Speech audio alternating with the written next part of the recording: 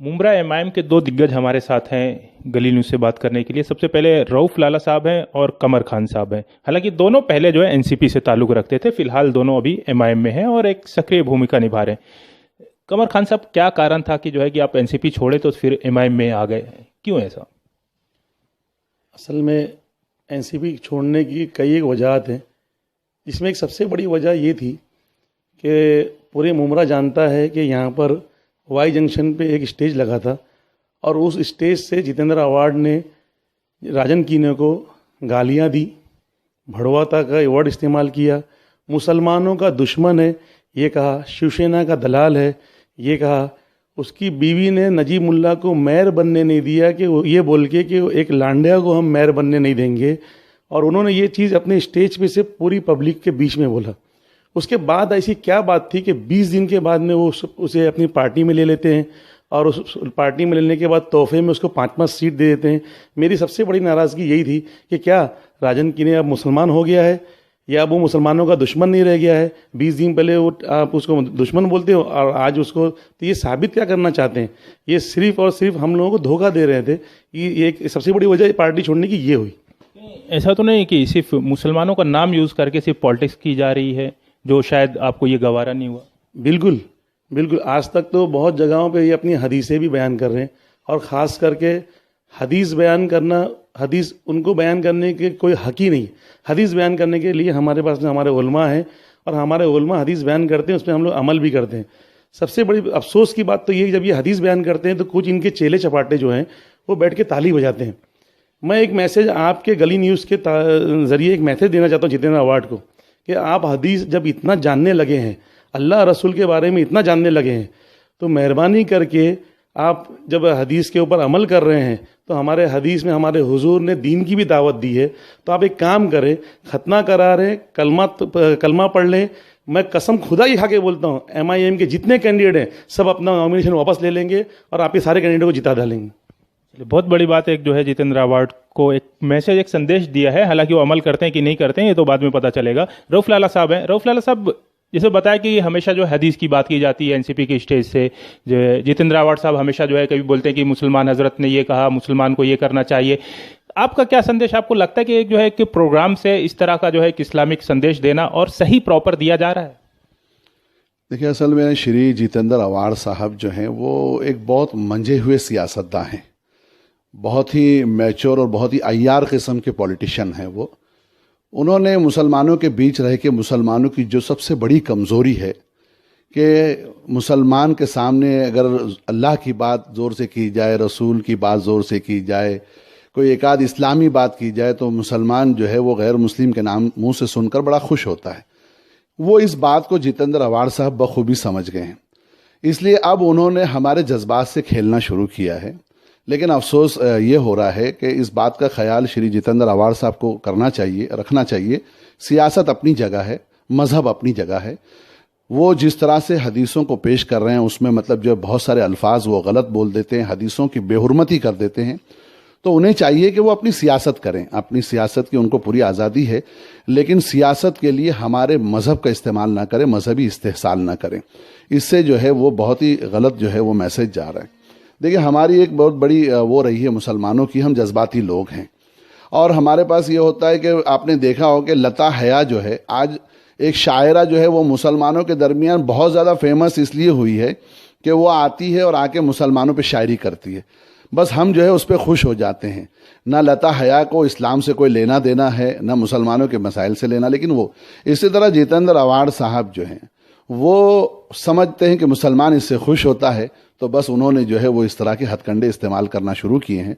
मैं समझता हूँ ये उचित नहीं है। और एक जगह वो हमेशा कहते हैं जब भी जाते हैं कहीं कि जो है कि लोग मुझे काफिर कहते हैं। ये काफिर किसे कहा जाता है? क्या मामला? हमेशा वो स्टेज पर अक्सर कहते हैं कि लोग मुझे काफिर कहते हैं। काफिर होता क्या है, किसे कहा जाता है? देखिए, पहली बात तो इस्लाम ने जो है ये बहुत सख्ती से मना किया है कि हम काफिर को भी काफिर ना कहें। अगर कोई जितेंद्र अवार्ड साहब को काफिर कहता है, अगर किसी ने कहा है, तो वो नहीं कहना चाहिए। लेकिन मैं समझता हूं कि वो लोग जो इनको काफिर कहा करते थे या जो इन पे जो है वो रिमार्क लाया इस तरह के लगाया करते थे, आज वो सारे लोग जितेंद्र आव्हाड साहब के साथ हैं। उनके अगल बगल में जो तो फिर रहे हैं वो सारे लोग जिन्होंने मतलब जो है ये सब दावे वादे किए थे, वो आज सब उनके साथ है। मतलब इन्होंने जो है वो जितने मतलब जो है इस टाइप के मेंटेलिटी के लोग थे उनको अपने साथ ले लिया। इस्लाम में देखिए काफिर की जो इस्तिलाह है, काफिर की जो डेफिनेशन है वो ये है कि जो अल्लाह को, रसूल को और आखिरत को नहीं मानता है पूरी तरह से, वो इनकार करने वाला है। काफिर का माने होते हैं इनकार करना। जो इन चीज़ों का इनकार कर रहा है वो जो है तो काफिर कहलाता है। अब अगर मिसाल के तौर पे जैसे कमर साहब ने कहा कि वाकईतन जितेंद्र आव्हाड साहब जो है तो अब इतना इंशाल्लाह माशाल्लाह बिस्मिल्लाह ये सारी चीज़ें बोलने लगे हैं, तो सियासत अपनी जगह पे। मैंने तो उनके साथ रहते हुए भी ये कोशिश की थी कि इस्लाम का जो संदेश है, इस्लाम का जो पैगाम है, हमने पूरी तरह से उनको बताया, उनके सामने खोल के रख दिया। बहुत अच्छा है, अगर उनको वाकईतन इतना पसंद आ रहा है तो मोस्ट वेलकम है। हम समझते हैं कि उनकी दुनिया भी सुधर जाएंगी, उनकी आखिरत भी सुधर जाएंगी, वो इस्लाम कबूल कर लें। और एक दूसरा मुद्दा, चलिए आपने तो दावत दे दी अपनी तरफ से, एक दूसरा मुद्दा सबसे बड़ा विकास का। अक्सर जो है कहा जाता है कि एनसीपी जो है अपने विकास के काम को कहते हैं कि हमने विकास किया, हमने विकास किया। सेना कहती है यहाँ पर स्टेज लगा कि हमने विकास किया। तो मुमरा का क्या विकास हुआ है या किसने विकास किया? आपको लगता है कि मुमरा का विकास हुआ? अगर हुआ है तो किसने किया? मैं आपको एक बात बताना चाहता हूँ। ये विकास जो बोलते हैं, विकास कहाँ है? अगर 8 साल पहले चले जाएं तो क्या 8 साल पहले हम लोग क्या कुर्ता पजामा नहीं पहनते थे, धोती पहनते, अपना लंगोट पहनते थे? या 8 साल पहले क्या हम लोग बैलगाड़ी पे चलते थे? और आज जो है हम लोग गाड़ी में चलने लगे, ये विकास दिख रहा है इनको? अरे जो 8 साल पहले जो था आज भी वही है। लेकिन ये है कि ये जो झूठे वादे इन्होंने किए थे कि ये हॉस्पिटल आ जाएगा और स्टेडियम आ जाएगा, ये विकास तो हुआ है। सिर्फ जो बैनर बनाते हैं ना, बैनर वालों का, इनका बहुत विकास हुआ है। बेचारे जिनके घर नहीं थे उनका 4-4 फ्लैट हो गया। सिर्फ बैनर वालों का विकास हुआ, बाकी कोई विकास नहीं हुआ साहब। बाकी की जो चीज़ मुमरा में पहले थी आज भी वही है जगह पे। आपको एक बात बता देता हूँ मैं कि नरेंद्र मोदी से पूरा हिंदुस्तान परेशान क्यों है? क्योंकि वो सिर्फ विकास की ही बातें करता है जो कि विकास दिखता नहीं। वैसे ही मुमरा वाले जो है 2 चीज़ से परेशान है। हिंदुस्तान 1 मोदी से परेशान है, मुमरा 2 मोदी से परेशान। एक वो बड़ा मोदी, एक छोटा मोदी, समझा? रऊफलाल साहब, आपका इस पर क्या कहना है विकास के बारे में? मुमरा के विकास किस तरीके से देखते हैं? देखिए, ऐसा है कि जब जितेंद्र आव्हाड साहब यहाँ पर पहली बार आए और वो जीते, तो ये बात बिल्कुल सही है कि उससे पहले जो है मुमरा के अंदर जो है वो अच्छी सड़कें नहीं थी और बहुत सारी चीज़ें जो है वो नहीं थी।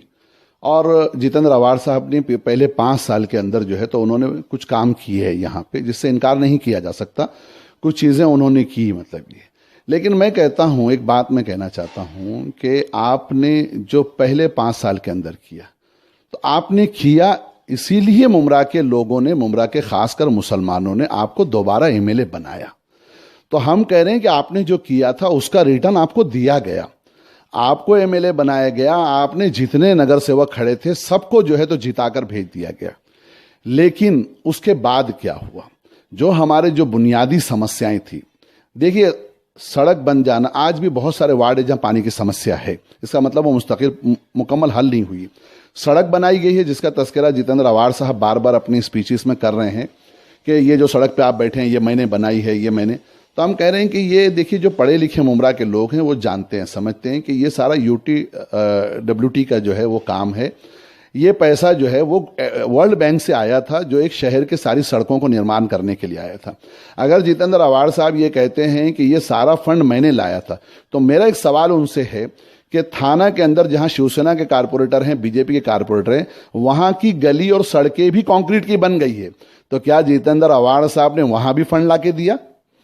इसका मतलब ये कि ये फंड कॉमन पूरे डिस्ट्रिक्ट के लिए आया था। आप बेवकूफ़ ना बनाएं। मतलब जो है ये बुनियादी समस्याएं 5 साल पहले हमने, माय मुमरा फाउंडेशन ने, जमात इस्लामी ने, जमीयतुल उलमा ने जो बुनियादी चीज़ें इनके सामने रखी थी, उसमें यह था कि हमारे पास जो है एक बड़ा कब्रस्तान नहीं है।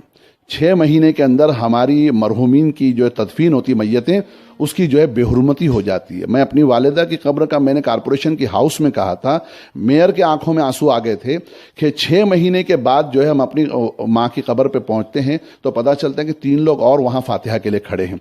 एक एक कब्र के अंदर कई कई लोगों के मतलब मरहूमीन दफन हैं। कब्रस्तान हमारे बुनियादी मसला था।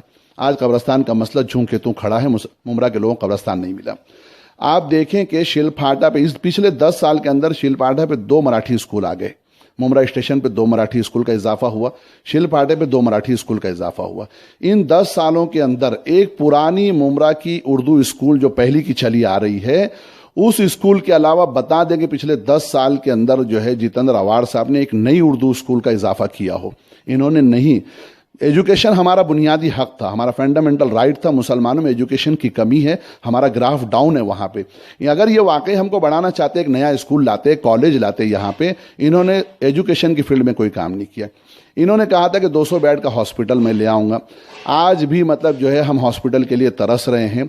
आज यहाँ पर अगर खुदा न खास्ता जैसे 26 जुलाई को पानी भर गया था, वैसा कोई इंसिडेंस दोबारा हो जाए तो हमारे पास शहर के अंदर कोई म्यूनसिपल हॉस्पिटल नहीं है जहां पर जाके लोग इलाज करा सकें। आपको पता है 26 जुलाई में 14 नौजवानों की जान चली गई थी, एक बेहतर हॉस्पिटल हमारे पास नहीं होने से। वो समस्या हमारी झूम के तू खड़ी है। ये आके हमें लेटर दिखाते हैं कि बेड हो गया, हॉस्पिटल काम हो गया। मुमरा के लोग जानते हैं कि उन्हें हॉस्पिटल नहीं मिला, उन्हें कब्रस्तान नहीं मिला। आपने कहा था लड़कियों का हॉस्टल में लाऊंगा, हॉस्टल हमको नहीं मिला। आपने कहा था बेहतरीन कॉलेज लाऊंगा, स्कूल लाऊंगा, आपने कोई कॉलेज मतलब हमको ला कर नहीं दिया, जबकि आप एजुकेशनल मिनिस्टर बन गए थे। आप 2.5 महीने के अंदर जो है आपने 2.5 महीने में अंबरनाथ में, औरंगाबाद के अंदर और बदनापुर में 3 जगहों पे जितेंद्र आवाड़ साहब के खुद के कॉलेज चलते हैं, लेकिन मुमरा के अंदर इन्होंने एक कॉलेज बनाने की जरूरत महसूस नहीं की। आपने एजुकेशन, आपको पता है महाराष्ट्र गवर्नमेंट ने, इनकी सरकार जब थी, मौलाना अबुल कलाम आजाद फाइनेंस कारपोरेशन बनाया, उसमें 400 करोड़ रुपया मुसलमानों के लिए खास किया गया। वो 400 करोड़ इसलिए था कि मुसलमानों को लोन दिया जाएगा ताकि वो रोजगार करें, मुसलमानों के एजुकेशन पे काम किया जाएगा। जितेंद्र आवाड़ साहब 100 बच्चे ऐसे बता दे जिनको उन्होंने मौलाना अबुल कलाम आजाद फाइनेंस से लोन दिलाया हो, ऐसे 100 बच्चे बता दे। आपने नहीं किया। तो मैं कहता हूं कि जो हमारे बुनियादी समस्याएं थी वो आपके आने से पहले भी वैसी थी, आज भी वैसी खड़ी। एक चीज़ आपसे जानना चाहूंगा कि मुस्लिम समाज में विकास क्या होता है? मतलब कि लोग दावे करते हैं कि हमने विकास किया। विकास होता क्या है? स्टेडियम बना देना विकास है, एमगेट बना देना विकास है, या फिर रोड बना देना विकास है? विकास होता क्या? अगर मुस्लिम समाज को आगे बढ़ना है तो विकास किस तरीके का होता है? देखिए, 2 बुनियादें हैं जिससे कोई भी समाज हो जो तरक्की करता है, जिसकी तरक्की होती है। एक तो ये कि उनमें मतलब जो है एजुकेशन का ग्रोथ बढ़े, तालीमी मैदान में उनकी तरक्की होगी तो कौम तरक्की करेगी। रोजगार के मैदान में, माश के मैदान में, इकोनॉमिकल मतलब जो है, जो पॉवर्टी है हमारे अंदर, जो कमजोरी है, उसमें अगर हमारा ग्रोथ होता तो हमारा विकास होता था। ये दोनों मैदानों के अंदर जो है तो इन्होंने काम नहीं किया, उल्टा ये किया। मैं आपको बताऊं, इसके उलट किया जितेंद्र आवाड़ साहब ने। जितेंद्र आवाड़ साहब ने यहां पर, पहले तो सरकारी नौकरियां हमें नहीं मिलती है, आपने कोई नौकरियां सरकारी हमको दिलाई नहीं, लेकिन आपने क्या किया, बगैर लोगों को रिहेबिलेट किए, बगैर लोगों को बसाए, आपने जो है तो हमारी जो है दुकानों को इस तरह से, कारोबारों को उखाड़ के फेंक दिया कि आप देखें कि इंडियन एक्सप्रेस की उस रिपोर्ट के मुताबिक जो है मुमरा के अंदर कम से कम जो है 450 करोड़ रुपए का जो है तो उस डेमोलेशन में नुकसान किया गया। हम कह रहे हैं कि आप शहर की सड़क को चौड़ा कीजिए, बिल्कुल कीजिए, लोगों को ट्रैफिक की समस्या से आप हल कीजिए, लेकिन उसके लिए आपने पहले दुकानदारों को बसाने का इंतजाम नहीं किया। आपने पहले जो है तो लोगों को बेरोजगार करके छोड़ दिया। माशी तौर पर तो जितेंद्र आवाड़ साहब ने हमारी रीढ़ की हड्डी तोड़ दी है। तो विकास तो होना चाहिए था, तालीम के मैदान में विकास होना चाहिए था, माशी मैदान में, इकोनॉमिकल फील्ड के अंदर हमारा विकास होना चाहिए। वो दोनों जगह पे हम विकास से वंचित हैं। सब 2 चीजें आप दोनों से पूछना चाहूंगा कि लोग दावे करते हैं, बहुत सारे दावे एनसीपी कर रही है, अब एमआईएम आई, एमआईएम में आप दोनों हैं, दोनों दावे कर रहे हैं, तो लोग भरोसा क्यों करें एमआईएम पर? देखिए, एमआईएम पे भरोसा इसलिए क्यों करें एमआईएम पर? देखिए, एमआईएम पे भरोसा इसलिए करना चाहिए कि मुमरा के लोगों ने हर एक को आजमा चुका है। राष्ट्रवादी को भी आजमा लिया, कांग्रेस को भी आजमा लिया, हर एक को आजमा लिया। इस वक्त एमआईएम पहली बार कॉन्टेस्ट कर रही है, और पहली बार कॉन्टेस्ट कर रही है इसलिए एक बार जो है एमआईएम को इनको आजमाना चाहिए। और अगर एमआईएम भी इस चीज़ के अंदर फेल होती है तो मैं ये वादा करता हूं कि आइंदा मैं एमआईएम की तरफ से लोगों से वोट मांगने भी नहीं आऊँगा। लेकिन मुझको पूरा भरोसा है कि एमआईएम इंशाअल्लाह मुमरा के लोगों के उम्मीदों पे खरी उतरेगी, क्योंकि ये चीज़ हैदराबाद एमआईएम ज्वाइन करने से पहले मैंने खुद हैदराबाद जाके वहाँ पर देखा कि भाई एमआईएम का पार्टी का काम करने का तरीका क्या है। मैं बोलता हूँ फरहान भाई, वहाँ पे जाके देखने के बाद में मैंने जब उनके मामलात देखे तो मेरे खुद के रोंगटे खड़े हो गए। वहाँ देखा मैं कि एक प्यून का जो टेबल होता है वो ऐसा टेबल है और एक प्लास्टिक की चेयर है, लाइन से 7 रखी हुई है, 7 एमएलए रखे हुए पीछे बैठे हुए हैं। जिस एरिया के प्रॉब्लम है वहाँ के लोग आते हैं, 1 से 2 बार वो एमएलए को बोला जाता है कि भाई ये काम है, 1 से 2 बार में होना ज़रूरी है। अगर नहीं हुआ तो 8वीं चेयर जो है उसी टाइप की चेयर, कोई बॉस चेयर नहीं है, अकबरुद्दीन ओवैसी साहब की होती है, वहाँ पहुँचते हैं तो वहाँ से उनको वार्निंग मिलती है कि 3 दिन में काम होना चाहिए, और 3 दिन में फिर वो सारे काम हो जाते हैं। इस तरीके से वही चीज़ हमने मुमरा में देखा है। तो हमारे यहाँ के आमदार हो या नगर सेवक हो, वो तो टांग पे टांग रख के इस तरीके से बैठते हैं और मोच पे ताव रख के बैठ के बात करते हैं। तो ये सारी चीज़ें जो है मुमरा वाले देख के जो है वो घबरा चुके हैं। अब हमारे आमदार ने तो सीधे एलानिया बोल दिया है स्टेज पे से कि दादागिरी करने का किसी को हक है तो वो जितेंद्र अवार्ड को है। मुमरा में अगर दादागिरी चलेगी तो सिर्फ जितेंद्र अवार्ड की चलेगी, बाकी किसी की नहीं चलेगी। मैं अवार्ड साहब से एक चीज़ बोलना चाहता हूँ कि हम जिस कौम से हैं, हमारी कौम आज तक अल्हम्दुलिल्लाह किसी से नहीं डरी, तो तुम्हारे से क्या डरेगी। हमको डराया जा रहा है, पहले तो लालच दिया गया।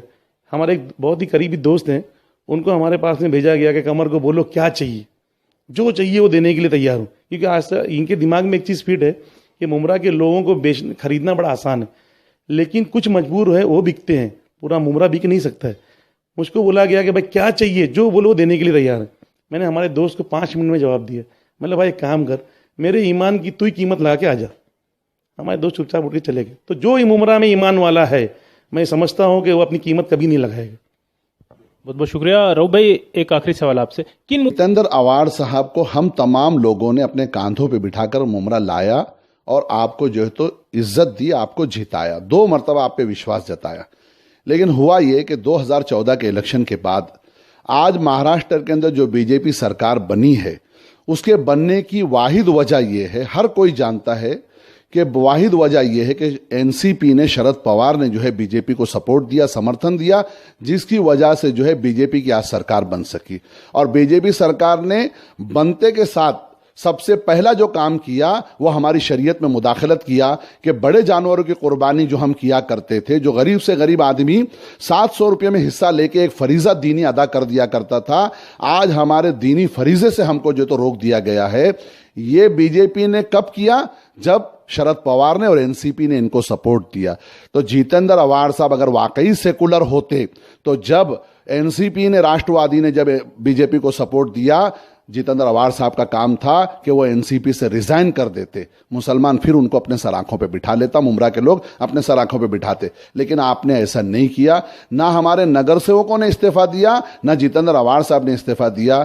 बीजेपी मुसलमानों की विरोधी है, मुसलमानों की दुश्मन है, और जो बीजेपी का साथ देगा मुसलमान कभी उसका साथ नहीं दे सकता। एक और सवाल है कि इशरत जहां का मामला, जब आप खुद एनसीपी में थे जितेंद्र अवार्ड के साथ, तो इशरत जहां का मामला बहुत चलता था। आपने एम्बुलेंस डाली, ओपनिंग हुई जिसमें जो है जितेंद्र अवार्ड थे, विंदा करात थी और 1-2 लीडर जो है बड़े बड़े थे। क्या हो गया ना, अब एम्बुलेंस दिखती है ना फिर इशरत जहां के मुद्दे दिखते हैं, धीरे धीरे कहाँ गायब हो गई है? देखिए, मैंने अभी जैसा बताया ना कि 2015 में जैसी बीजेपी की सरकार बनी, आप तो खुद एक मीडिया के, जानी मानी मीडिया के आप जो है तो एक व्यक्ति हैं, आपको ये पता होगा कि आप 2015 से लेके अब तक के इशरत जहां के मामले में 4-5 अलग अलग मोड़ आए। इशरत जहां केस पे हेडली के जरिए से और उसके बाद जो है आईबी के कुछ एक्स ऑफिसर्स के जरिए से बड़े बड़े इल्जामात लगाए गए इशरत जहां पे। लेकिन 2015 से लेके अब तक मुझे जितेंद्र अवार्ड साहब का एक स्टेटमेंट भी दे दीजिए जो उन्होंने इशरत जहां की सफाई में आके दिया हो। 2015 से पहले ये इशरत जहां पे बहुत बोलते रहे, लेकिन 2015 के बाद से वाहिद, अल्हम्दुलिल्लाह, अल्लाह का एहसान है कि 10 साल पहले से जो हक की लड़ाई हमने अल्लाह पर भरोसा करके की थी, आज भी 2015 के बाद से आपने खुद आके इंटरव्यू किया, नेशनल मीडिया ने आके इंटरव्यू किया, 2015 के बाद से इशरत जहां पे अगर कोई बोल रहा है तो वो अकेला रऊफ लाला बोल रहा है, अपनी जान की परवाह किए बगैर। 2015 से जब से इन्होंने बीजेपी से हाथ मिला लिया, उसके बाद से इन्होंने इशरत जहां पे बोलना बंद कर दिया। एम्बुलेंस क्या कारण थी? एम्बुलेंस तो चलिए ठीक है, शहर में चलती थी इशरत जहां के नाम से, वो क्यों बंद कर दिया गया? देखिए, सीएम ने या महाराष्ट्र के सीएम ने, बीजेपी के सीएम ने, जिनको एनसीपी ने सीएम बनाया है, उन्होंने हमको एक धमकी दी थी कि अगर एम्बुलेंस बंद नहीं की गई तो हम उस पर जो है कार्रवाई करेंगे, उस पर केस करेंगे। अब मैं बहुत, मतलब अब नाम ना ले तो बहुत अफसोस के साथ कि उसमें जो है वो, मैं चूंकि अकेला नहीं था, हमारे कुछ और साथी हमारे साथ थे इशरत जहां केस के अंदर। उसमें से हमारे कुछ लोग हैं जो एम्बुलेंस को देखते थे, संभालते थे। वो जब सीएम की धमकी आई तो एक ऐसा खौफ का माहौल बन गया कि उस खौफ के माहौल के अंदर जो है वो डर के मारे जो है वो एम्बुलेंस को, हमारी राय तो मैंने आपके चैनल पे इंटरव्यू दिया था, सीएम साहब को मैंने इंटरव्यू दिया था कि आप एम्बुलेंस बंद कर सकते हो तो बंद करके बता दो, हम पूरी तरह से डटे हुए हैं। लेकिन चूंकि ये था कि जो लोग जो है उसकी देखभाल करते थे, देख रेख करते थे, उन्हें कहीं ना कहीं एमएलए साहब ने जो है वो फ़ोन करके जो है वो डरा दिया या वो डर गए और उन्होंने जो है वो एम्बुलेंस तो मौजूद है लेकिन ये कहीं ना कहीं मतलब जो है वो सर्द खाने में जो है वो चली गई है, जिसका मुझे मतलब बहुत अफसोस है। देखिए एक अकेला आदमी जो है कोई भी लड़ाई जो है वो किस हद तक जाके लड़ सकता है। तो 2015 के बाद से जो है मैं कहीं ना कहीं इस लड़ाई के अंदर जो है वो अकेला पड़ गया। लड़ेगी, आप लोग किन मुद्दों पर लोगों के पास जा रहे हैं, कन्विंस कर रहे हैं? देखिए मैं समझता हूँ ना, मुमरा का हर शहरी एक बात, वो किसी भी पार्टी से ताल्लुक़ रखता हो, एक बेचैनी हर किसी को है कि किसी भी शहर के अंदर शहर की भलाई इसमें होती है कि एक हेल्थी और मजबूत अपोजिशन हो। जब एक हेल्थी और मजबूत अपोजिशन जब नहीं होता है तो उसके बाद जो है जो सियासत होती है, जो सत्ता रूल होते हैं, उनके दिमागों में घमंड बैठ जाता है, उनके दिमागों में गुरूर बैठ जाता है। उन्हें लगता है कि अब हमारे सामने कौन। मुमरा की बदकिस्मती, यहाँ समाजवादी अपोजिशन बनना की कोशिश की समाजवादी ने, इन्होंने समाजवादी को जो है ख़त्म करने की पूरी कोशिश की। यहाँ कांग्रेस मतलब जो है वो विकल्प बनना चाह रही थी अपोजिशन, इन्होंने कांग्रेस को पूरी तरह से सुला दिया। इन्होंने जो लोगों ने इनके सामने जुबान खोली, उन्होंने या तो उसे केस में फंसाया, उसे धमकियां दी, उसे पैसे का लालच दिया या लोगों पर इल्ज़ामात लगा दिए और इस तरह से लोगों का मोरल डाउन करके उनको बिठा दिया। इसलिए मैं समझता हूं कि सबसे बुनियादी पहली ज़रूरत कि एक मजबूत अपोजिशन की, एक मजबूत हज़ब मुखालिफ की मुमरा को ज़रूरत है। लोगों को ये बात समझ में आ रही है। आज एमआईएम जो है एक विकल्प के तौर पे लोगों के सामने आई है कि एमआईएम एक मजबूत अपोजिशन बन सकती है। मैं बिल्कुल ये दावा नहीं करता कि कोई भी सियासी जमात जो है वो पूरी तरह से मतलब जो है वो मुसलमानों के सारे कॉज को मतलब पूरा करेंगी, लेकिन कम अज़ कम मैं समझता हूं कि एमआईएम अगर एक मजबूत अपोजिशन के तौर पे यहां सामने आती है तो जवाबदेही का, अपने आप को मतलब जो है जवाबदेह समझने का एहसास लीडरों में पैदा होगा। ये जो मनमानी जो चली आ रही थी उस पर विराम लगेगा, उस पर कहीं ना कहीं रोक लगेगी। इसलिए अब शहर के लोगों को एक मजबूत अपोजिशन के लिए वोट करना होगा ताकि जो सियासी बैलेंस, जो सियासी तवाजुन बिगड़ गया है शहर का, उसको बरकरार रखा जा सके। मुझसे बात करने के लिए आप दोनों का बहुत बहुत शुक्रिया। हालांकि वादे पहले भी लोग कुछ करते थे, नए लोग आएंगे वो भी वादे करेंगे, लेकिन जनता किसके वादों से खुश होती है इसका रिजल्ट जो है 23 तारीख को ही मिलेगा।